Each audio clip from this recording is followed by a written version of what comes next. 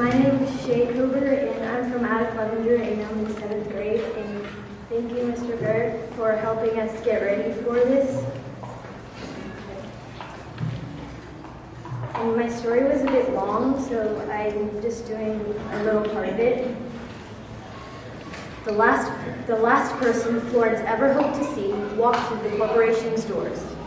The investor was the boss from the oil drilling company, and he was asking for just enough money for a permanent drill in East Africa. Florence was torn. If she offered up the loan, it was all over.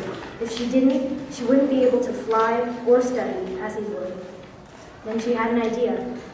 To the man, Florence said, "I'm going to have to schedule you for a meeting in 6.5 weeks' time." "That's a long time. Can't it be scheduled any earlier?" he asked skeptically. "I'm sorry, sir. No." The man looked at Florence closely, then said, "Fine, but I must ask, why come here and not stay at my company?" Florence stared at him. He remembered her. "I have a dream," she stammered. She decided not to lie. "I think this job can get me there." He still looked curious, but pestered no further. He turned away and exited the building. She began to work once more. But the category manager of the corporation came up to her desk. "That wasn't a smart thing to do," he said. "You don't lie to customers about meeting days. You should know that by now. Florence, the boss will hear about this." When he too turned away, Florence hung her head. He led her to the boss's office. "Florence, I've told you not to lie to customers. It could affect the company in ways you do not yet see," he said sternly. "I know," she blurted. I know what he's going to do with that money, and I don't like it. I know I'm not supposed to work based on my personal opinions, and I am sorry. Though, for a dream I've had for years, it seemed worth it." "What is this dream of yours? And what is he doing with the money?" her boss asked calmly, ignoring the unpleasantness of her little outburst. "My dream is to be a pilot and study animals who are fiercely protective of each other and learn more about their lives and feelings. That man is the owner of an oil company. He's starting a new dig in Eastern Africa, where some of the most amazing and interesting animals live.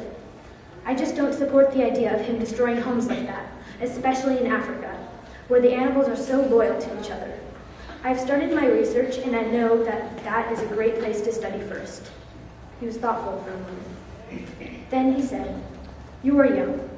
You can still live the dream you have. I must say that drilling for oil is not a good thing to do in a strong territorial area such as Africa." Florence was openly shocked. He might actually take her side. "I never take sides of young employees," he went on to say. "But my beliefs in animal welfare match yours just as enthusiastically. Believe me, there will be no meeting with this man." Thanks to him, she mustered the courage to study the dream that had brought her so far, and live the way she had always wanted. Florence did exactly what she said she had wanted to do. One day, a decade or so later, Florence was studying with a group of colleagues, working with her on a project on an endangered species of crocodile, when a lively young soul named Christina turned in her research on the animal. Later on, however, Florence got the paper back with a slight problem. Tests that showed thoughts from the croc based on Christina's work were not showing any information whatsoever.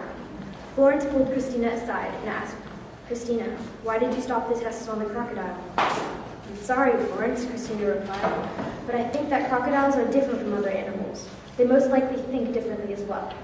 I don't like the thought of people boring into animals' brains for information we can find another way. We did it last year."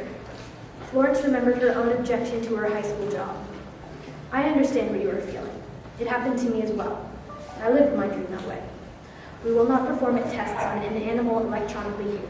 "Really?" asked Christina in shock. Florence nodded.